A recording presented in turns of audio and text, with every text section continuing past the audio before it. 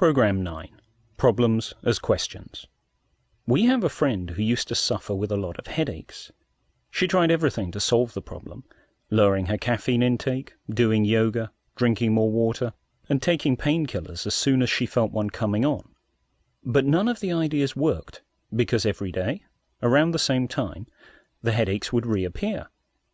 One day, while sitting in a meeting, a colleague asked her why she was squinting. She replied, "I can't see the board," and at that moment she suddenly realized what the real problem was. She needed stronger glasses. Now the moral of this story is that it doesn't matter how creative you are. Your solutions won't work unless you've picked the right problem. Unfortunately, people often go about solving the wrong problem, and even worse, solving the wrong problem precisely. So how do you know if you're working on the right problem? Well, this is where the data, which you collected in the last program, comes into play. Let's show you how. Whilst you were busy collecting the data for your problem, we were busy working on our problem. Why is there dust on the treadmill? Now, the interesting thing was that as we looked at our list of data, we spotted some additional problems. For example, turns out no one is actually using the treadmill. It's also the case that the family is becoming overweight. And finally, no one seems to have the time to actually exercise. Now, there's nothing wrong with finding more problems. In fact, this is actually a good thing. If we'd stuck with the initial problem, we would probably have just grabbed a dust cloth and started cleaning the treadmill. Now, that would be fine as a short-term fix, but it wouldn't solve the underlying issue. Instead, by collecting some facts, we were able to clarify the problem and start to understand what's really going on. Okay, enough about our treadmill. Let's get back to your problem. What we'd like you to do is to go through your list of data and look for new problems. Put a star next to any new problems you see. Pause the program and restart when you're ready.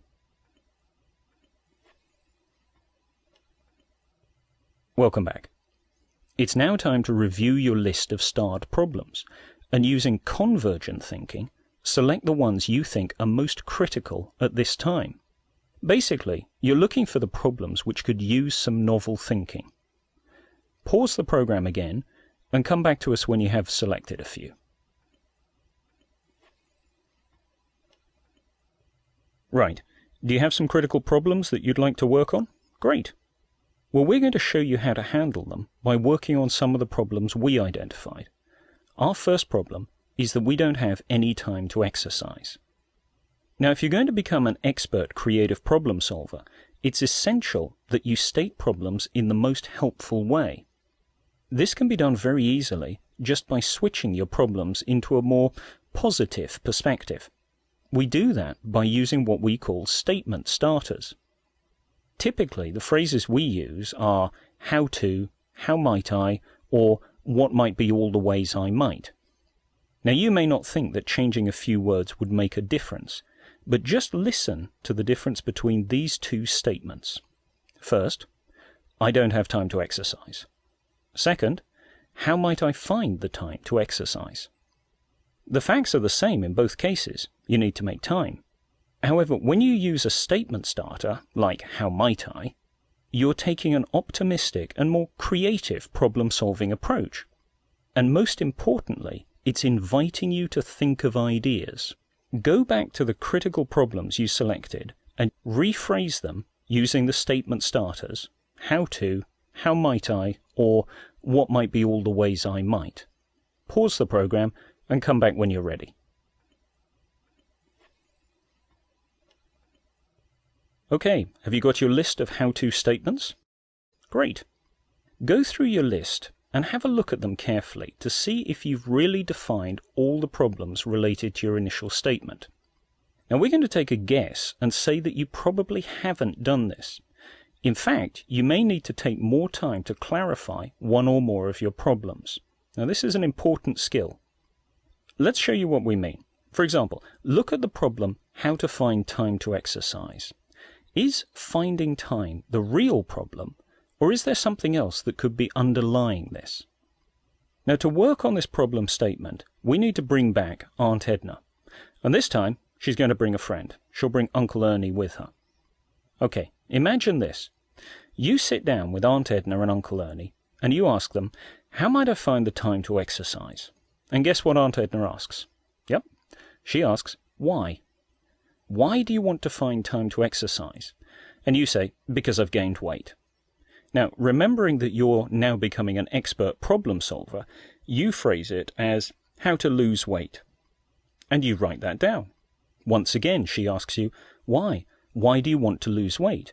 And you reply, because I have more energy when I weigh less. So again, you write down how to gain more energy. Now at this point, Uncle Ernie jumps in. He asks the critical question, what's stopping you? What's stopping you from finding the time? And you reply, I'm working 70 hours a week. But what you actually write down is how to work less hours. Well, he asks, what's stopping you from working less hours? And you say, I need to make enough money to support the family. But what you write down is, how to make more money in less hours. Suddenly, it hits you. Your problem is not a dusty treadmill or being overweight. The real problem around this situation is you need to find ways to make more money in less hours. Bingo. Aunt Edna's why questions and Uncle Ernie's what's stopping you questions can really help with clarifying the problems. Now, when you go back to your list, select a problem statement that you think is still not well defined, and try asking yourself why and what's stopping you questions. Don't forget to rephrase all problems as how to, how might I, or what might be all the ways I might, and write those questions down. Pause the program and come back when you're ready. Now you may have a long list of problem statements that you're working with, and that's perfect. You'll need them all for the next program. So here's what we want you to do for homework. First of all, we need you to practice rephrasing your problems using the statement starters. How to, how might I, and what might be all the ways I might. Second, when somebody approaches you with a problem, practice asking why and what's stopping you. Notice how the problem changes when you ask these two questions. You're really helping people dig into an understanding of the underlying issue. See you in the next program.